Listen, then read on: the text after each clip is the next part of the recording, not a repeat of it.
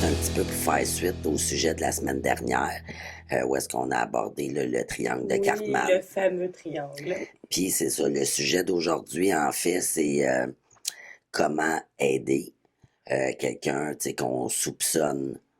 Ou Euh, qu'on sait, ouais, c'est ça, qui est dans une relation de violence conjugale, tout à fait. Tout en apportant aussi des indices au niveau là, de si on comme soupçonne également une personne qui a des comportements violents. absolument, parce que des fois, on sait qu'une personne vit de la violence, mais des fois, c'est aussi de savoir comment détecter pour pouvoir devenir l'allié de la personne Mhm, qui a envie. tout à fait. Fait que, fait que c'est ça. Fait qu'on va aborder ce sujet-là aujourd'hui.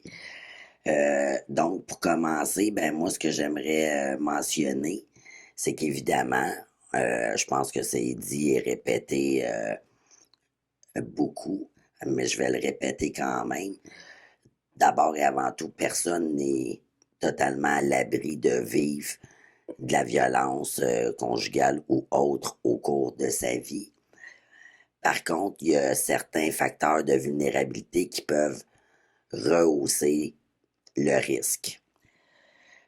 Notamment, dans le fond, au niveau des... le fait d'être une jeune femme, Oui. d'être jeune, parce que souvent, la violence dans les relations s'installe dans les premiers amours, là, les premières relations amoureuses. Au niveau des femmes des communautés autochtones, ça aussi, je pense qu'on le sait, pour en avoir beaucoup entendu parler dans les médias, les femmes Mhm. disparues, assassinées, etc. Parce que malgré le faible pourcentage que représentent ces femmes-là au Canada, ces femmes-là sont les femmes les plus tuées. Tout à fait. Donc, oui, malheureusement, puis il faut en être conscient. Mhm. Il y a aussi le fait d'être une femme isolée, tu sais, dans le fond, d'être au foyer, fait qu'un petit peu les rôles traditionnels de la femme à la maison, là, quand il y a une relation, puis que la dynamique est basée sur les valeurs traditionnelles un peu plus d'antan, c'est un facteur de risque supplémentaire. Il y a aussi le fait d'être enceinte. D'autant plus quand c'est une première grossesse dans la relation. Là, à partir de ce moment-là, nous, on observe que c'est souvent, c'est ça, à ce moment-là que la violence s'instaure davantage. Le fait d'être conjoint de fait, aussi bizarre que ça puisse paraître, il y a davantage de violence entre partenaires, entre conjoints de fait versus personnes mariées. OK. Puis il y a aussi les femmes, justement, qui sont éloignées, c'est-à-dire là, au niveau, là, je cherche le mot, dans les milieux ruraux. Oui, C'est ça. Fait que l'isolement, être éloigné, fait partie de ça aussi. Il y a le fait d'être une personne handicapée ou les personnes âgées qui sont aussi là, des personnes dites vulnérables. Puis aussi au moment, là, justement, d'une séparation, qu'on a également vu là, au niveau de la violence post-séparation. mais Fait je dirais, excuse-moi, oui, je non, veux pas te vas-y. couper, je dirais que, tu sais, autant qu'au niveau de la séparation, on peut vivre de la violence post-séparation comme on a pu voir, ou quand on vient de se séparer d'une relation, pas nécessairement en mauvais termes, mais où est-ce qu'on a de la peine, puis tout ça, on devient en période de vulnérabilité. Puis, tu sais, des fois, le fameux rebound, là, Mhm. mais c'est peut-être pas celui ou celle que l'on croyait. Puis, j'ajouterais à ça toutes les personnes qui vivent une situation de vulnérabilité quelconque. Mhm. Avoir appris qu'on a une maladie quelconque, Vivre un deuil. deuil, c'est ça, on devient plus vulnérable, puis peut-être qu'on est moins attentif à certains indices. Donc, on est plus dans une position de victime, donc c'est facile de se trouver un bourreau. Tout à fait, parce que justement, là, on est dans une période plus émotive, tu sais, plus au niveau justement des émotions, de la sensibilité. Fait qu'on est un petit peu moins dans le rationnel, tu sais, pour justement rester à l'affût là, Oui. de certains facteurs de risque. Là. Puis on peut rencontrer quelqu'un qui, tu sais, va être notre sauveur au départ, Mhm. puis devenir le bourreau, là, comme je dis. Fait que, tu sais, je pense que tous les éléments de la vie qui nous mettent dans une position de vulnérabilité, avec nous-mêmes en partant, nous mettent à risque de, avoir une relation de violence conjugale. Tout à fait. Ensuite de ça, je pense qu'on pourrait aborder les préoccupations courantes, c'est-à-dire des éléments qu'on entend. Parce que sachez que en maison d'hébergement, tout comme SOS violence conjugale, la ligne d'écoute sert aussi aux proches. Donc, si vous avez justement, vous soupçonnez que quelqu'un de votre entourage euh, vit ça ou commet ça, n'hésitez pas à faire appel à nous pour qu'on puisse davantage comme vous guider ou vous aiguiller à travers tout ça. Donc, dans les préoccupations que les gens ont en général, ben, tu sais, c'est par rapport à certains indices. Hein, parce que la violence conjugale, c'est caché. Par contre, des fois, il y a des indices. Il y a les indices qu'une personne est victime de violence, puis il y a les indices qu'une personne a des comportements violents. Bien entendu, les premiers indices qu'on est plus habitué à avoir, mettons, si on commence par la victime, là, ben c'est sûr que tout ce qui est physique, là, des ecchymoses à des endroits particuliers, des histoires un peu bizarres pour justifier ces bleus-là, genre j'ai mangé une poignée de porte dans l'œil. Mais comment Ouais. es-tu placé pour... Tu sais, je veux dire, des choses qui vous semblent un peu illogiques, là. Tu sais, que tu fais, OK, mais maintenant, ça fait 3 fois cette semaine, ou tu sais, des trucs comme ça, ben là, c'est sûr que c'est un indicateur. Mais sinon, il y en a qui sont plus, on pourrait dire, discrets, mais qui sont pas moins inquiétants, puis que des fois, on va s'inquiéter pour autre chose, mais qu'on verra pas que ça se peut que ça soit la violence. Euh, je donne un exemple. C'est, mettons, une femme qu'on connaît très bien qui se met soudainement à être en retard au travail ou à manquer beaucoup de travail. Ouais, des changements là, dans Oui. l'habitude. Là, ouais. Donc, tu sais, oui, ça pourrait être parce que la personne a beaucoup de rendez-vous, puis que, tu sais, il y a plein de choses qui peuvent justifier ça, mais c'est quand même un indice qu'il y a quelque chose qui va pas. Donc, que ça soit une personne que vous trouvez qu'elle se met à consommer plus d'alcool ou de drogue, là, tout dépendant, ou qu'elle avait arrêté de fumer la cigarette, recommence à fumer la cigarette. N'importe quoi peut nous faire recommencer à fumer la cigarette.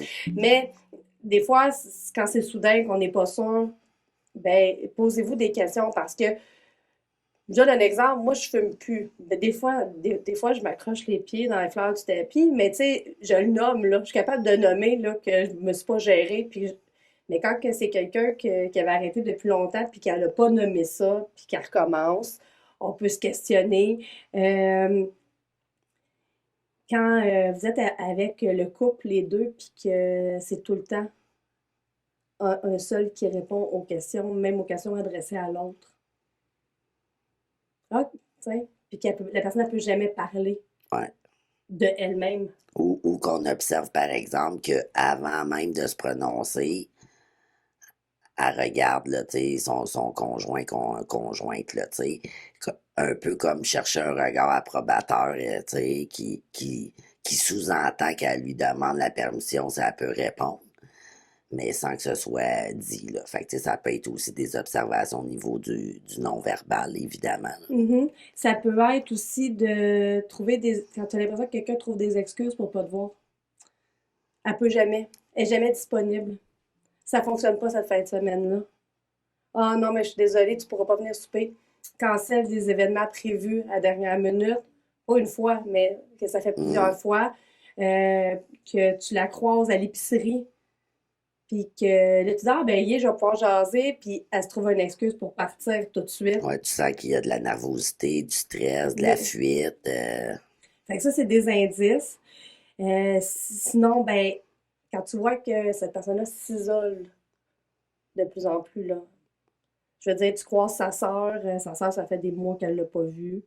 Tu croises d'autres amis que vous avez en commun, puis toi, tu te rends compte que c'est pas la seule personne qui l'a pas vue depuis un certain temps, que tu la textes, elle répond pas. Fait que tu sais même pas si c'est encore le bon numéro de téléphone. Fait que c'est tous des indices, là, que ça se peut que ça se passe pas super bien. Puis c'est sûr que là, il y a des indices plus évidents, dans le sens que, ben, elle va se blâmer pour les comportements violents de son conjoint. Si, mettons, elle vous dit que elle a, tu sais, physiquement, elle a eu un coup, puis que, ah, ben, c'est de ma faute, j'aurais pas dû faire ça. Excuser aussi, se blâmer elle ou excuser le comportement. Ben, Euh, comme tu as donné l'exemple tout à l'heure, là, tu sais, de le coup, puis donner comme une justification qui nous semble pas très ouais, logique, ben c'est toujours justement dans la tentative de excuser entre guillemets le conjoint, puis ça fait aussi un lien avec le cycle là, de la oui. violence, où est-ce que justement il y a la phase là, de justification, de rationalisation. Donc, euh, donc c'est ça, tout à fait. Puis, où la personne refuse catégoriquement d'admettre que c'est ce qui lui arrive. Parce que d'un, c'est gros admettre Oui, ça. Là. On s'entend que il y a souvent de la honte et tout derrière, de la peur, etc. Et que, tu sais, si la personne vous apparaît comme minimisant les comportements, tu sais, ah, ben c'est pas si pire, il y a rien là, j'ai connu pire, tu sais, etc. Là. Fait que, elle semble pas comme consciente du oui. danger potentiel là, qu'il pourrait y avoir. Sinon, il pourrait avoir aussi les comportements où la personne s'accuse, elle, d'être une mauvaise conjointe, là. Ou être un mauvais conjoint. Je suis vraiment pas Mhm, un bon partenaire de vie. Je suis pas capable de rien faire comme il faut. Puis que là, t'es comme, ben, voyons, là. Hein, je veux dire, une soupe au poids, ça se peut que pas tout le monde qui est capable de faire ça, là. Ça se peut même que ça te tente même pas mhm. d'en faire une. Puis c'est bien correct, tu sais. Puis de vraiment se culpabiliser de tout dans la relation, ça aussi, c'est un indice. Puis sinon, ben, l'indice, qui était des indices qui sont clairs, c'est quand la personne elle nomme avoir peur pour sa sécurité ou pour la sécurité de ses enfants. Mhm. Là, c'est un peu plus évident. Ouais, puis malheureusement, tu sais, c'est un peu plus souvent à ce moment-là, tu sais, que là, la victime va davantage oser parler, là, tu sais, là, mais... Fait que c'est pour ça que c'est important d'être alerte et à l'affût, là, tu sais, des personnes de notre entourage, tu sais, auxquelles on tient, là. Donc, voilà. Sinon, on pourrait y aller avec les indicateurs, justement, là, d'une personne qui a des comportements violents. Absolument. OK? Non, Parce mais que je sais pas, tu me laisses y aller, je veux pas te couper. ben, je vais en nommer un pour débuter, dans le fond. Si on observe que justement, là, quand il y a un événement, mettons, familial ou amical, là, où est-ce qu'il y a des personnes, puis que un des partenaires a tendance à dénigrer l'autre, tu sais, devant témoins, là, devant les personnes qui sont présentes, s'il a tendance à avoir une attitude de supériorité, là, c'est Ouais. le king, là. Monopolise la conversation Ouais, le centre d'attention, ouais. ou ça peut être souvent, mettons, pendant que la femme va parler, il va terminer son histoire. Il va reprendre une histoire qu'elle est en train de raconter, mettons qu'elle raconte un épisode de leurs vacances. Ben, il va prendre le bout, puis il va, ah oui, puis là, on était rendu à tel. Ben, c'est ça. Posez-vous des questions. C'est bizarre. Ouais, surtout quand c'est ça, c'est récurrent, là, tu Oui, puis c'est sais. ça, pas une fois, Mhm, mais puis tu sais, dans un couple, c'est pas supposé d'empêcher l'autre de s'exprimer à sa façon, là. tout à fait. Euh, Sinon, ça peut être de tenter d'isoler la personne de sa famille ou de ses amis. Dans ça, là, on parle de, souvent, c'est du dénigrement envers les membres de la famille ou les amis. Tu sais, pas avec elle, elle va juste te faire du trouble. Euh, ben lui, on le sait bien, il m'aime pas. Ou tes amis sont juste ci ou sont juste ça. Mais là, on voit bien là, que ta mère, tout ce qu'elle veut, c'est que tu ailles l'aider à faire du ménage. Ouais, puis des fois, c'est pas toujours amené à la négative, ça peut l'être, puis Oui, c'est souvent ça. Mais parfois, ça peut amener, ça peut être encore plus subtil, puis c'est apporté d'une façon dite positive, c'est-à-dire que, mettons, le partenaire va dire à sa conjointe, t'es trop bien, tu sais, pour ces gens-là, tu sais, que ce soit pour ta famille, des amis. mm, Fait que des fois, c'est amené avec une autre stratégie, comme quoi que t'es bien mieux qu'eux autres, tu devrais tasser ça. T'sais, nous, entre guillemets, on est meilleurs puis on veut avancer. Fait que ça aussi, c'est une autre stratégie justement pour isoler, mais d'une façon plus Oui. plus wise, là, je sais pas comment dire ça, là, mais plus, c'est ça, plus subtil. Ben, tu sais, tu avais un exemple, là, l'autre fois qu'on se parlait, je me souviens pas quand, là, puis je pense que ça fit avec ce que je voudrais dire, là. Quelqu'un qui surveille tout le temps sa partenaire, ben, tu sais, moi, je parlais souvent de dire, ben, d'envoyer des textos puis d'exiger que la réponse soit rapide ou que la Mhm. personne doit répondre sur l'heure du dîner ou quoi que ce soit. Puis là, je sais pas c'est quand qu'on se parlait, tu me parlais d'histoire d'aller chercher son conjoint, sa conjointe au travail Ouais.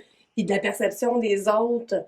Fait que, tu sais, j'ai trouvé ça super intéressant de dire, tu sais, oui, la personne va chercher sa partenaire au travail à tous les jours, puis le monde sont donc, oh, wow! Il est donc ben cool, il est jamais à l'heure, il est jamais en retard, il est donc prévenant, il est donc ben fine. T'es chanceuse, puis ouais. Exactement, puis finalement, ben, c'est un élément de contrôle. Ouais. Ouais, ça fait référence au contrôle coercitif, là, Mhm. d'ailleurs, là. Euh, que la personne elle peut mettre sur cette personne-là. Donc, peut-être tout le monde voit ça comme étant super prévenant, mais au bout de la ligne, c'est juste pour s'assurer que la partenaire sorte du travail à la bonne heure, qu'il ne flambe pas avec personne, qu'il n'ait pas le temps d'avoir de discussion. Bien entendu, il y a aussi le fait de faire des menaces de faire du mal à la personne, aux enfants, aux animaux, et même aux membres de la famille à l'extérieur. Euh, Ça peut être des Ouais. menaces un petit peu plus, je te dirais, tu sais, on a parlé des menaces voilées, de dire ça va aller mal si, mais tu sais, il y a des menaces qui sont aussi sur la réputation de la personne. Menacer de dévoiler des photos d'elle, menacer de dire des choses qui sont pas nécessairement vraies, ou quelque chose qui est vrai que, tu sais, personne ne voudrait dire parce que c'est correct, là. Je veux dire, dans la vie en général, si tu as eu des grosses hémorroïdes sanglantes, ça se peut que ça ne te tente pas de l'écrire en banderole devant ta maison.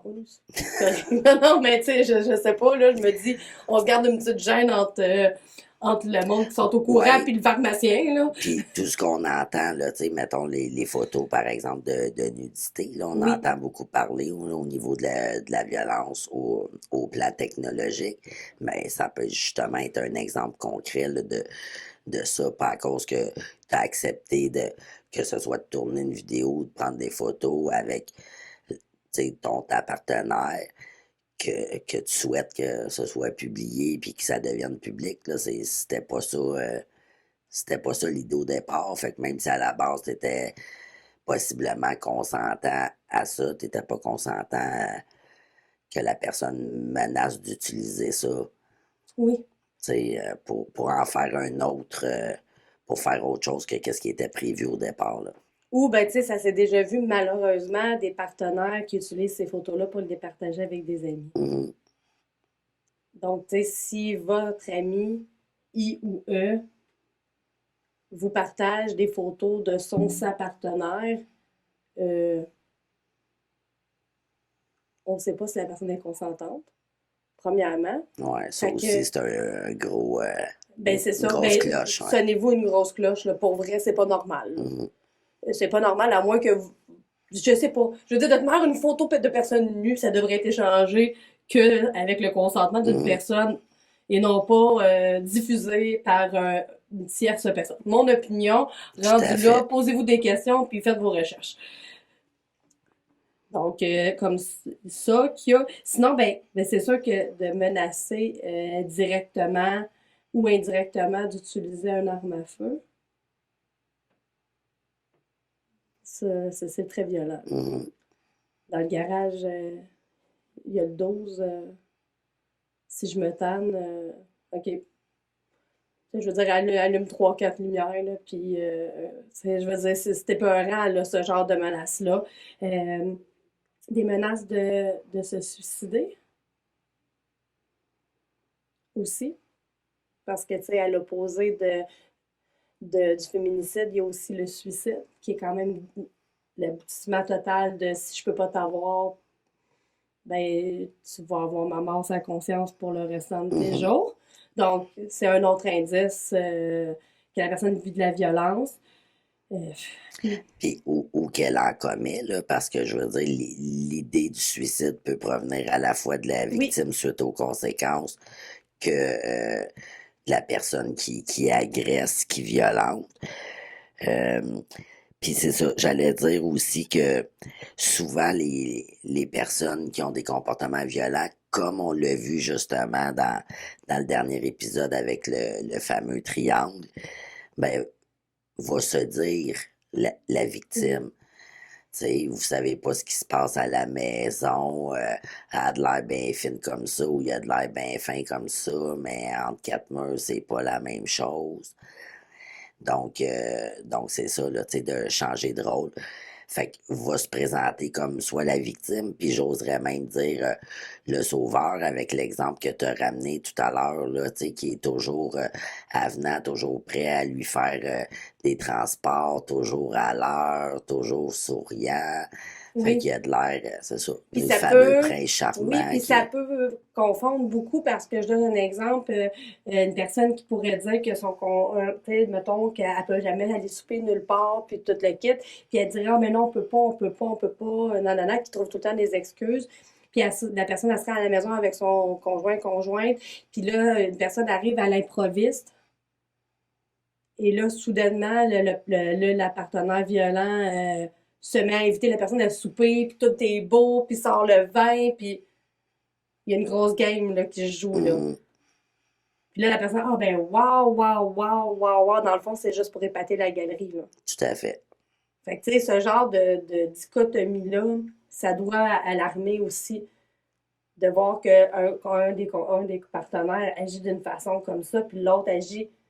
S'il y en a un qui arrête pas de trouver des excuses pour pas vous voir, puis l'autre que quand il vous voit par hasard, ça devient votre meilleur ami pour toujours, c'est pas normal, là. Non, Techniquement, dans un couple, là, je veux dire, ça risque d'être pas mal la même affaire, là.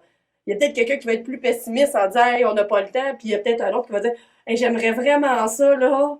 On va essayer de se trouver une date, mais ça va rester dans le on est occupé, on n'y arrive pas, on manque de temps. Mais là, quand c'est vraiment à l'opposé, il faut quand même se ouais, tout questionner. ce qui est changement soudain ou Oui. drastique, évidemment, c'est souvent des grosses cloches. Par rapport aux indicateurs là, de comportement violent, est-ce que tu as d'autres exemples ou d'autres points? Sinon, on Ben passerait. oui, OK. j'en ai. Dans le fond, quelqu'un qui va, que ses ex-conjoints, conjointes, c'est toutes des crises de folle, des crises de fou. Il n'y a aucune de ces relations qui s'est bien terminée, là. OK, Puis jamais de sa faute. c'est jamais de sa faute, là. Tu sais, je veux dire, parce que oui, des relations qui se terminent plus ou moins bien, on en a tout eu, mais au point de dire à nos nouveaux partenaires que c'est tout. Non, non, à un moment donné, je veux dire, à 14 ans, tu dis que les gars, ils puent, puis tu l'haïs, c'est le pire, tu sais, puis la même affaire pour les gars, tu sais, je veux dire, peu importe le gars fait, là, je veux dire, le premier, ça fait mal, puis on veut plus jamais voir la face, Mhm. puis peut-être que même ça passe en vieillissant, puis on finit par redevenir amis, mais d'habitude, c'est pas supposé d'être, d'habitude, c'est ça. Puis, tu sais, c'est encore une fois une référence, c'est ça, au triangle, là, tu sais, parce que justement, c'est comme si la personne, en disant ça, se prétend, tu sais, victime. Oui. Pauvre moi, au lieu de se responsabiliser, puis de prendre sa part de responsabilité, justement, là, tu sais, à travers ces différentes relations-là. Fait que quelqu'un qui dénigre toujours, comme tu dis, ses ex ou le sexe opposé, c'est ça. C'est encore une fois d'autres sonnettes d'alarme. Des indices. Sinon, il y a plein de d'autres que je trouve pertinents, là, que ça peut aller jusqu'à la violence post-séparation. Quelqu'un tu sais, qui n'a pas tendance à écouter l'autorité. Hein? Mettons qu'il y a un interdit de contact puis que la personne continue à contacter. Ça, même s'il vous dit que c'est pas vrai puis que c'est une fausse accusation, là, bon, hein? Moi, pas sûr. Ouais, c'est ça. S'il y a comme pas le respect, entre guillemets, de l'autorité, des lois, Ouais. ça aussi, effectivement, c'est un indice. Quelqu'un qui va être très jaloux, c'est un indice. Mhm, Tu sais, la jalousie, on en a parlé à plusieurs reprises, là. C'est normal des fois de ne pas avoir confiance en nous puis d'avoir peur dans une relation où est-ce que c'est ce qu'on demande, là, la fidélité puis tout ça. Là, on parle pas des autres mhm, types de relations qui sont toutes aussi légitimes, mais là, dans un contexte où est-ce que c'est ça, puis que tu te sens un peu mal, puis que t'as peur de perdre la place aux yeux de la personne que t'aimes comme étant la plus belle ou le plus beau, le plus désirable, puis tu sais, c'est normal. Mais d'avoir des comportements de jalousie au point d'empêcher d'avoir des amis. Je ne sais pas à quel épisode je peux faire référence. Il me semble que j'en ai parlé dernièrement, là, ça fait pas tant longtemps. Euh, je crois que c'est dans le contrôle coercitif que j'en ai parlé. Donc, Peut-être. donc c'est ça, de ne pas vouloir que la personne ait des amis du sexe opposé, si c'est Hum, ça, ou du ouais. même sexe, peu importe. Puis, de surveiller les cellulaires, des trucs comme ça aussi, c'est des indices.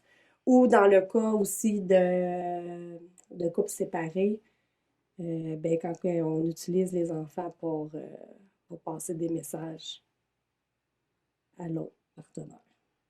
C'est aussi des indices de comportement violent parce qu'aucun message ne devrait passer Par les par enfants. les Ouais. Ben, surtout enfants. pas des choses négatives, Non, non, non, mais évidemment. je veux Ouais. dire autre que j'ai oublié mon cahier Hum, mauve à l'école ou je veux dire il va me falloir un nouveau flotteur pour mon cours de natation hum. ou j'ai perdu ma gougoune ou tu sais des informations pertinentes pour l'autre parent là, tu sais, je veux dire ça ne devrait jamais avoir lieu là. Donc un parent qui reçoit un message par ses enfants de papa il fait dire que ça va se régler au tribunal ou maman fait dire que ça va aller mal, ben non. Les enfants, là, ils n'ont pas à être utilisés comme messagers. Là.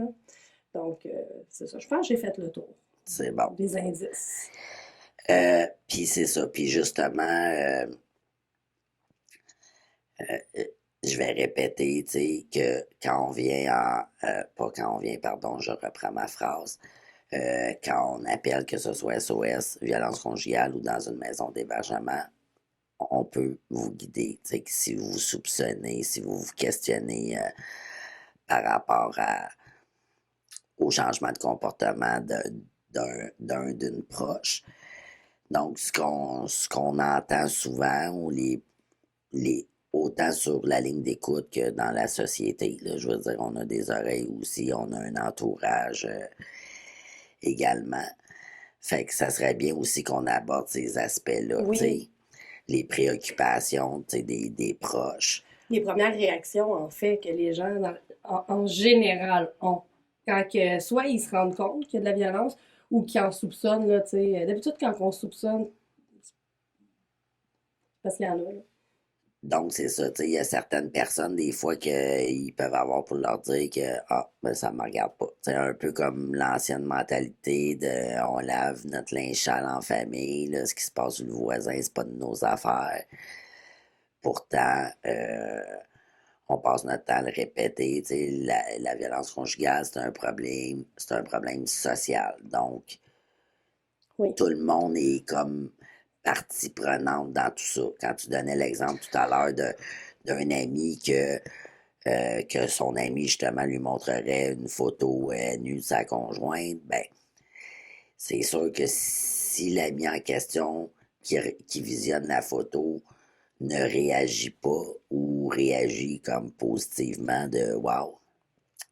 Donc, c'est ça, tu sais, ça peut faire une différence. C'est pour ça que l'entourage est également très important, Mhm. tant pour la personne qui commet de la violence que la personne qui en subit.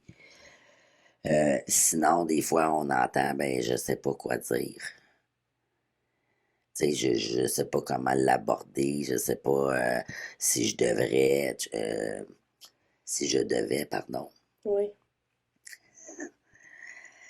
Donc, mais tu sais, à la base, c'est juste d'être transparente puis de dire comment on le sent et pas nécessairement comme un fait. C'est-à-dire, donc, c'est nommer nos observations. Il me semble que tu as changé ou tu n'agis plus comme avant. Qu'est-ce qui est. Y a-tu quelque chose qui se passe? Ouais. Comment tu vas? Je m'inquiète pour toi. Des éléments comme ça qui peuvent Puis, être importants puis ouvrir la discussion. si la personne se confie puis le nomme, ben, c'est sûr que c'est difficile de recevoir cette confidence-là, puis on ne sait pas trop quoi en faire. Mais la première chose à faire, là, c'est de dire je te crois. Mm. Je comprends que c'est difficile. Puis de dire, ben, c'est pas de ta faute.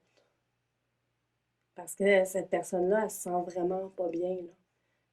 Puis le fait que quelqu'un croit en elle, puis la supporte, juste ça va faire une grosse différence. Tout à fait, parce que les sentiments qui prennent davantage de place dans des situations comme celle-là, c'est la peur, la honte puis la culpabilité. Fait qu'on s'entend que c'est pas des émotions qui sont agréables à ressentir. Puis souvent, les victimes portent ça depuis un certain temps, là. Mm. Donc c'est ça, là. Il faut pas faire fi de ça. Euh, Au niveau d'avoir le questionnement de je pourrais aggraver la situation. Ben, c'est sûr que on va pas conseiller d'aller confronter le partenaire ou la partenaire violent, violente directement. Par contre, de rien faire, ça va aggraver parce que la violence, c'est un cycle et Mhm. il y a une escalade. Donc, la violence qui est à ce stade-là va devenir à ce stade-là éventuellement. Dans combien de temps? Ça, on ne peut pas le savoir parce que chaque cycle est différent, chaque couple est différent, mais éventuellement, le cycle est de plus en plus rapide. Donc, ça va aggraver. Donc, Ouais. c'est de Puis comme tu prendre. dis, c'est le facteur temps que personne ne peut savoir parce que il y a des fois que c'est sur des années, tu sais, que ça va petit à petit augmenter. Puis il y a des fois qu'un événement Oui, va se rendre immédiatement justement à un suicide ou à un féminicide, là, tu sais. oui, Donc c'est ça, tu sais, c'est à ne pas négliger. Puis effectivement, le fait de ne rien faire, ça a davantage tendance à aggraver la situation. absolument. Euh, Si on considère que c'est pas nécessairement assez grave ou criminel pour faire appel aux policiers, mais il y a quand même d'autres éléments qu'on peut faire, tu sais, Ben, justement, là, de l'ouvrir le sujet. si vous, si vous le savez, là, que la personne a vu de la violence conjugale, là, ça crie. Là, il y a une grosse chicane, puis ça crie, puis ça hurle, OK? Mais vous l'appelez la police, OK? C'est pas compliqué. De toute manière, les appels, c'est confidentiel, là, premièrement. Deuxièmement, vous avez des bonnes raisons de croire que la personne n'est pas en sécurité, parce que vous ne pouvez pas deviner comment ça va terminer. Mhm, Puis, ben, la police, c'est leur job. Ils vont gérer la situation, là. Et puis là, de plus en plus, les policiers sont de plus en plus formés, là. Tu sais, on en a parlé, là, il y a 2 semaines, là. OK, avec des représentants de la police de Repentigny, là. Donc, ils sont formés pour intervenir puis pour donner des solutions aux personnes, même s'il n'y a pas mesure à plainte criminelle à ce moment-là. Donc, autant pour la victime que pour la personne qui agresse, là. mhm. Donc, rendu là, mieux vaut un appel que vous pensez peut-être inutile au 911, qui va peut-être donner des ressources ou des fois, là, Ou donner. d'avoir rien fait, Ouais, justement, mais des puis fois, là, ça peut donner le courage à la victime. Parce que les policiers, là, ils peuvent proposer d'aller en maison d'hébergement. mhm, Ils peuvent proposer de rencontrer quelqu'un. Donc, cette proposition-là, là, ça peut changer la vie de cette personne-là. Puis cette personne-là qui ne voit pas de porte nulle part, c'est peut-être là qu'elle va décider de prendre la porte qu'on lui offre parce que cette porte-là est sécurisée et est blindée, là. tout à fait. Puis ça peut être à ce moment-là ou plus tard, mais à partir de ce moment-là, elle va être au courant Oui, de ses possibilités en quelque sorte si jamais elle les ignorait auparavant. C'est comme les maisons d'hébergement. Euh, Moi, tant que j'ai pas travaillé dans ce domaine-là, honnêtement, j'ignorais. Peut-être parce que je suis pas allé m'informer. C'était pas. Mais c'est ça, je veux dire, c'est pas tout le monde encore, malheureusement, qui est au courant de ce oui. type de Et ressources-là, là, comme tu on sais. a nommé dans la saison 1, une maison d'hébergement, c'est pas juste pour les personnes qui se font violenter physiquement. Contrairement à ceux qui savent que ça existe, puis la Mhm. croyance populaire qui disent qu'il faut qu'on aille manger des coups. Non, c'est pas le cas. Je veux dire, c'est pas la majorité, là. Non. La majorité, on parle plus de contrôle coercitif, là. Donc, c'est ça. Fait que sinon, il y aurait aussi peut-être les deux sont des amis. Ça, c'est un peu complexe, là, parce que dans le fond, ça fait comme, j'allais dire, une forme de déchirement ou un dilemme éthique. On a l'impression qu'on doit Oui. prendre pour un camp, là, en quelque sorte, quand c'est un couple, mettons qu'on tient aux deux personnes. Euh, mais c'est sûr que c'est ça. Tu sais, qu'est-ce que tu dirais à ça? Parce que je te vois sourire, là. Je pense que tu as quelque chose en Ouais. tête. Mais Ben, je comprends le principe, les deux, c'est des amis. OK, c'est des amis. Mais là, tu as un ami qui vit de la violence en ce moment. Que sa vie est peut-être en danger. Pour vrai, là, cette personne-là elle a besoin de toi. OK? L'autre personne, elle n'est pas en danger. OK? Tu feras ton inspection morale après avoir mis ton les choses énergie en sur place, ouais. une personne en sécurité. Puis écoute, des fois dans la vie, il y a des choix à faire par rapport aux amitiés, là. C'est plate de même, là.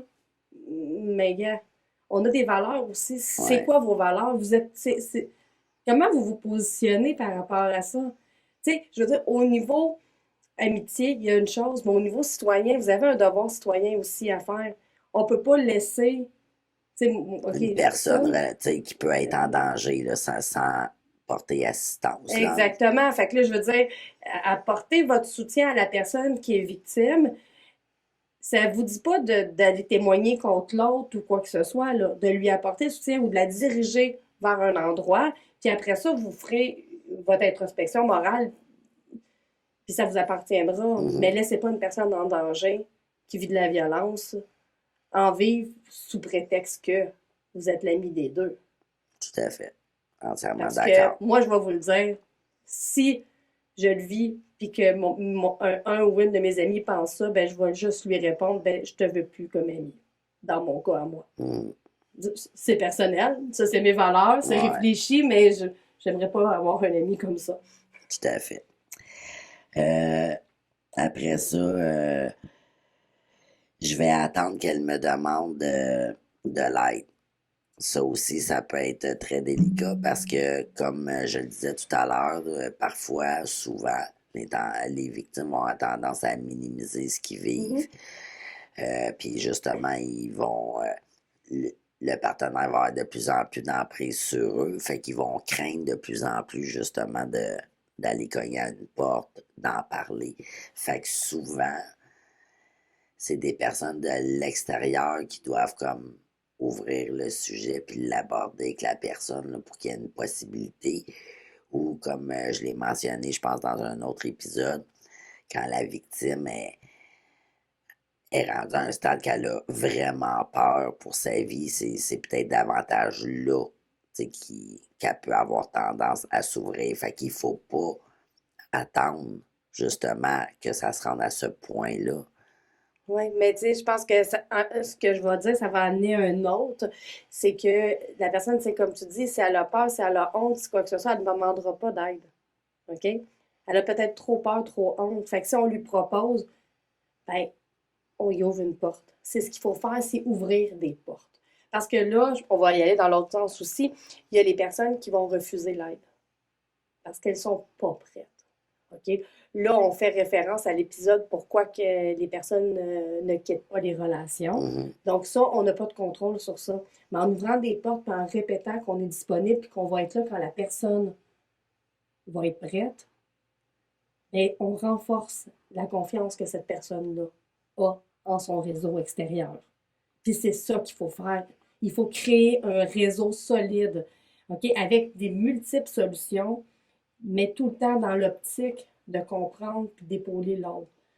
Donc, de dire, ben, gars, si tu vas à la maison d'hébergement, tu iras, tu veux venir chez nous, iras. De lui proposer des solutions, puis de lui dire que on va être là pour elle Puis c'est ou pour ça. lui, là. Ouais.